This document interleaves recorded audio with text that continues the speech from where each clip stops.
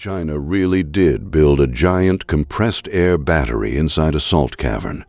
Engineers hollowed out a chamber a kilometer beneath Jintan, Jiangsu, wide enough to park a fleet of jumbo jets, and turned it into the world's biggest bicycle pump running in reverse. Starting in May 2022, cheap surplus electricity forces air down that shaft at 10 times atmospheric pressure. When the grid gets hungry, the valve opens and 60 megawatts roar out for 5 hours straight, fuel-free. Could compressed air stored in a salt cavern outperform giant lithium battery farms? That question only comes up because China's grid keeps failing a simpler one first. What to do with electricity nobody asked for at that exact moment? Wind farms across Gansu and Xinjiang get ordered to feather their blades on gusty afternoons. Solar arrays across the west get told to shed output at noon. In Gansu, wind curtailment topped 39% in 2016. Nearly 2 turbine hours out of every 5 spinning for nothing. And Xinjiang posted a similar rate that same year, before a decade of new transmission lines and grid reforms pulled both provinces down toward single digits by the early 2020s. Supply and demand on a power grid must match instantly, second by second, or the system destabilizes, and China's transmission lines cannot always absorb what turbines and panels give. It repeats on calm winter mornings and windy spring afternoons across multiple provinces. Wasted output that already cost turbine blades, transformers, and land to build, capacity paid for once and thrown away again at the moment it was needed most. Every gigawatt hour switched off is a gigawatt hour already paid for and thrown away. A quiet tax on the renewable build-out. So China curtails, switching wind and solar back off rather than risk an overload. The standard fix parked next to those substations. Banks of lithium-ion cells in shipping containers was supposed to soak up that surplus and hand it back on demand. Instead, it ages the way a phone battery ages, not the way a power plant should age. 10 to 15 years in, or after a few thousand charge cycles, the pack that once held full rated capacity gives back less and eventually gets hauled off for replacement. A bill scheduled the day it goes into the ground, whether or not the grid is done needing it. Its price tag never really escapes that chemistry either. Battery storage cost tracks the lithium, cobalt, and nickel sealed inside every cell, not the size of the container holding them. So storing twice the energy always means buying twice the chemistry. Better manufacturing can trim costs at the margins, but it cannot engineer around the raw materials themselves. The periodic table sets a floor lithium-ion cannot fall beneath.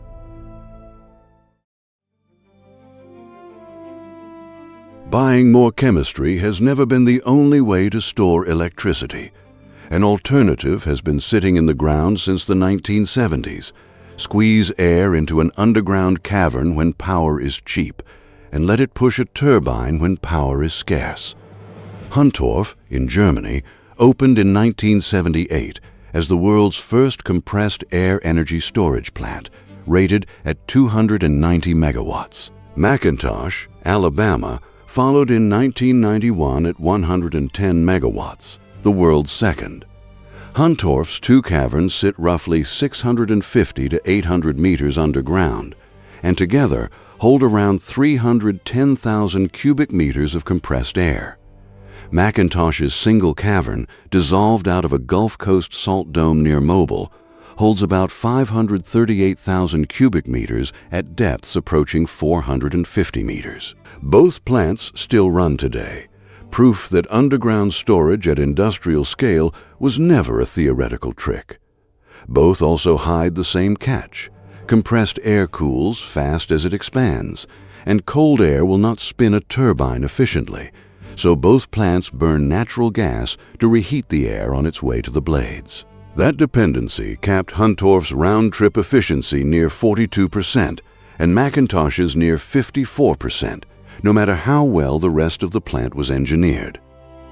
Burning gas to finish the job also means every discharge cycle still puts carbon into the air, undercutting the point of storing renewable power at all. A storage plant that needs a gas flame every time it discharges is not really escaping fossil fuels.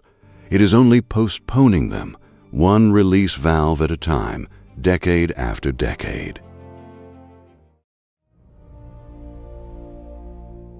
Postponing fossil fuels was never going to satisfy engineers at the Chinese Academy of Sciences Institute of Engineering Thermophysics.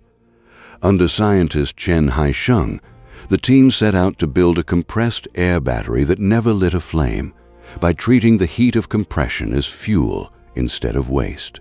Squeeze air and it heats up on its own, for free, from the physics of compression. No combustion required. Huntorf and McIntosh let that heat vent into the atmosphere, then burned natural gas to replace it, solving a problem their own compressors had already solved and thrown away. Chen's team proposed capturing that heat instead, storing it in a thermal reservoir, then feeding it back into the air as it expanded on the way to the turbine, closing a loop Huntorf and McIntosh had left open. That distinction sounds small on paper. In practice, it is the difference between a power plant and one that also burns fuel, removing an entire gas pipeline and combustion system, simplifying the machine as much as it decarbonizes it. This is what advanced adiabatic compressed air storage means in practice. Nothing wasted, nothing burned, the compressor's own heat doing the reheating job a gas flame used to do. Before betting on anything cavern-sized, the team proved the concept small. A 1.5 megawatt pilot plant went up in Langfang, Hebei Province, and came online in 2013 with no gas line attached. Proof that the flame really could be deleted rather than merely delayed. No gas line attached meant no upper limit set by fuel logistics, but the next version needed somewhere far larger to store its air than anything built in a factory could hold. So the team went looking for a hole instead of a tank, and found one in Jintan district, Changzhou, in Jiangsu province, where a depleted salt mine sat roughly a kilometer underground. Engineers solution-mined the old deposit, pumping water down to dissolve the salt and pumping the brine back out, hollowing a smooth cavern of roughly 220,000 cubic meters where solid rock used to be, a void large enough to swallow a stadium. Solution mining ran from 2017 to 2020, pumping fresh water down one borehole and drawing salt-saturated brine back up a second, a process that consumed roughly 1.3 million cubic meters of water over 3 years before construction crews began installing compressors and turbines above ground. Solution mining doesn't blast or drill. It dissolves rock and pumps the liquid away, leaving a chamber rather than a shaft. Jiangsu made sense for more than its salt. The province sits inside China's dense eastern grid, close to the industrial demand the plant was built to serve, so the energy wouldn't have far to travel once it came back out of the ground. Salt made the site more than convenient. Unlike hard rock, salt self-seals against air leaks, closing its own hairline cracks under pressure instead of letting gas seep out. It also tolerates being pressurized and depressurized daily without fracturing. Exactly the abuse a working cavern takes, decade after decade, long after a lesser rock formation would have cracked and leaked. This is the bicycle pump analogy turned literal and buried underground. A chamber engineered to be squeezed full of air, emptied, and squeezed full again, without ever cracking under the strain of its own use. Squeezed full without cracking, the Jintan cavern went to work on May 26, 2022, when the plant connected to the grid as a full commercial demonstration rather than another lab test. Commissioning day matters because a bench demonstration proves nothing about how a cavern behaves under real grid conditions, real weather, and demand spikes. Jintan had to answer dispatch orders like any other power plant, not just researchers watching instruments.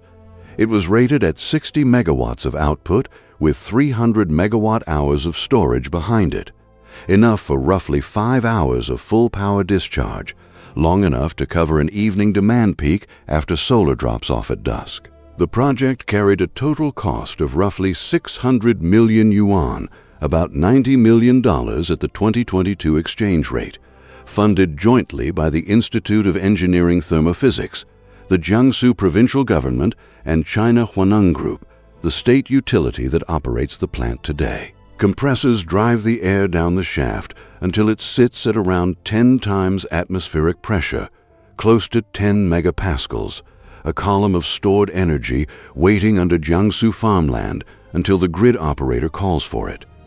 Nothing about that wait burns anything. The air just sits there, compressed and patient, doing the job a fuel tank used to do. Waiting under Jiangsu farmland, that stored energy came back out at a number worth stopping on, a round-trip efficiency of roughly 60%.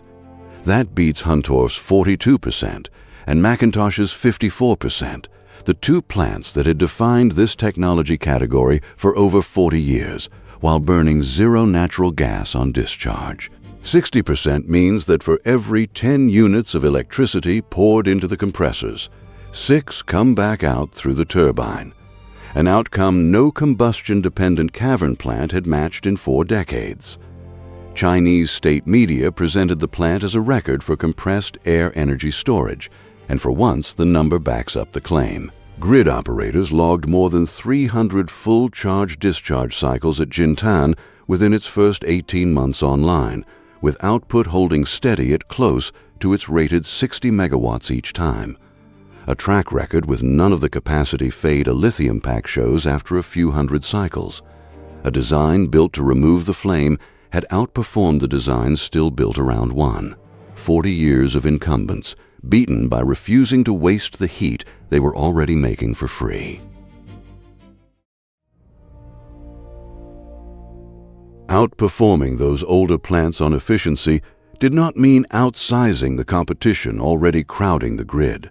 Chinese battery manufacturers like KTEL were already stacking lithium-ion grid storage into gigawatt-scale installations on that same grid, dwarfing Jintan's numbers on paper even as Jintan beat them on runtime, making its 60 megawatts and 300 megawatt hours look like a fraction of what a utility-scale lithium farm can hold at a single site. KTEL, headquartered in Ningde, Fujian, shipped enough battery cells in 2022 alone to account for roughly a third of the world's electric vehicle and grid storage capacity that year. A single company outproducing Jintan's entire cavern many times over in a matter of months. 60 megawatts proves a concept. It does not move a national grid on its own. Rather than stop at proving the idea once, China kept building, treating Jintan as the prototype and funding the sequel. Follow-on compressed air projects broke ground in Hubei and Shandong provinces, aimed at hundreds of megawatts and gigawatt-hour class storage, an order of magnitude past Jintan's numbers, scaling up the same fuel-free, heat-recycling design proven underground in Jiangsu rather than starting over. Each new site inherits the lessons the first cavern paid for in construction delays and pressure testing, which is why later generations can move faster than the first, and why the gap between Jintan's 60 megawatts and the gigawatt-scale ambitions behind it is expected to close within this decade. Scaling up that design is where the real argument for compressed air shows itself, not in the engineering but in the economics underneath it. A lithium-ion battery's cost climbs with every kilowatt-hour of chemistry packed inside it. Store twice the energy, buy roughly twice the cells, because the cost lives in the chemistry, not the box around it. A salt cavern does not work that way. Its cost comes mainly from how much bigger the hole is, plus the compressors and turbines bolted on top, not from a chemical inventory that must be mined, refined, and replaced for every additional hour of storage. Below a certain number of storage hours, batteries usually still win. A few minutes or a single hour of backup doesn't need enough volume to make digging a cavern worthwhile, and the fixed cost of compressors and turbines can't be justified for a short burst. Stretch the discharge window toward 5 hours and beyond, and the math flips, because the cavern's marginal cost per additional hour keeps falling while the batteries never does. The bicycle pump gets blown up bigger for the price of more excavation, not more chemistry. That structural difference tilts the economics toward compressed air for long-duration, multi-hour storage. The exact job lithium was never priced to do cheaply. Never priced to do cheaply is only half of lithium's problem here. The other half is time itself. A lithium-ion grid battery counts down its own lifespan with every charge and discharge, commonly retired within 10 to 15 years once the chemistry degrades past useful capacity, and then the installation has to be dismantled, hauled away, and replaced before it can keep doing the job it was bought for. A typical grid battery warranted for around 6,000 cycles will reach that count within 8 to 10 years of daily cycling, the point at which capacity has typically slipped to about 80% of nameplate, the industry's usual retirement threshold. A salt cavern used for gas or compressed air storage is engineered for a service life measured in decades, cycling without wearing out the way a battery cell does. Salt caverns have already stored natural gas commercially for decades worldwide, cycling pressure through the same rock without needing to be redug or replaced. So betting on multi-decade service here isn't a hopeful projection. It's a track record, borrowed from a different industry and repointed at electricity. No cobalt, no lithium, no battery-grade mineral gets consumed in the process of compressing air into a hole in the ground, and no mining operation on another continent has to expand to keep the plant running. More than 70% of the world's cobalt comes from the Democratic Republic of Congo, a supply chain a salt cavern never has to touch. The whole does not age with use the way a cell chemistry does. It just gets used again, the same cavern, the same rock, one more cycle. Getting used again is not, though, an argument for shutting the batteries down. China keeps building both lithium-ion grid storage and salt cavern compressed air because the two technologies solve different halves of the same problem, and pretending one must replace the other misreads what each was designed to do. Batteries answer in seconds, catching a sudden dip in supply or a spike in demand before it can destabilize the grid, a job compressed air is too slow to start for. Modern grid-scale lithium banks can swing from idle to full output in under a second, fast enough to arrest a frequency dip before relays trip breakers. Jintan's compressors need closer to 10 minutes to reach full output, an eternity by battery standards, but fine for covering a 5-hour evening peak. Compressed air answers over hours instead.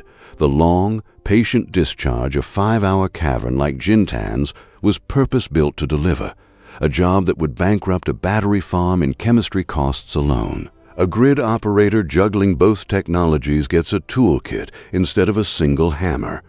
Batteries for the first few seconds of any imbalance. Compressed air for the hours-long shortfall that follows once the sun sets and the wind drops. Running both in parallel is not hedging a bet. It is matching each tool to the timescale it was built for and refusing to force one technology to do a job the other is better suited to. The giant pump under Jiangsu was never trying to beat lithium in a head-to-head fight. It was built to cover the shift that lithium is structurally bad at.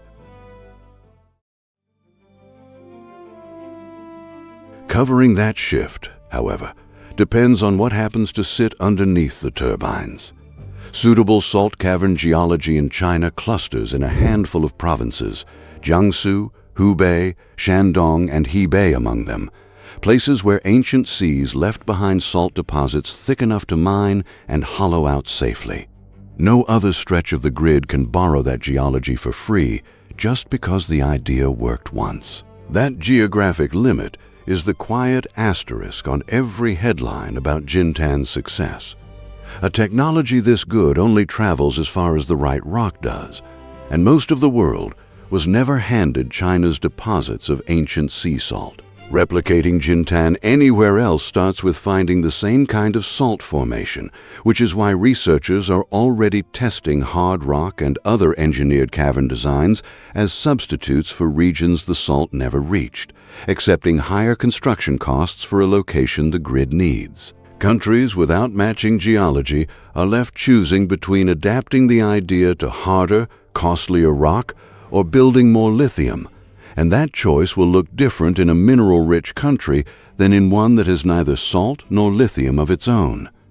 The bicycle pump only runs in reverse, where the ground underneath agrees to hold the chamber. Everywhere else, the concept has to earn its cavern the hard way, one geological survey at a time. Th he keepest, battery mict, beah whore. Not a container stacked with lithium, cobalt, and nickel, but a cavity carved into rock that was sitting there, doing a job no factory-built cell can match for 5 straight hours. 60% efficiency, a 5-hour discharge, and rock that does not degrade rewrite what cheap storage means once batteries stop being the only shape it has to take. Jintan proved the physics and the economics can both work without a single flame involved in the loop. Whether that hole can scale fast enough and find enough matching salt worldwide to take pressure off the lithium supply chain is still an open bet, one that hinges on geology as much as engineering. Would you trust a hole in the ground over a warehouse of batteries to keep your lights on at night? Let me know what you think in the comments, and if stories like this one are your thing, subscribe for the next deep dive.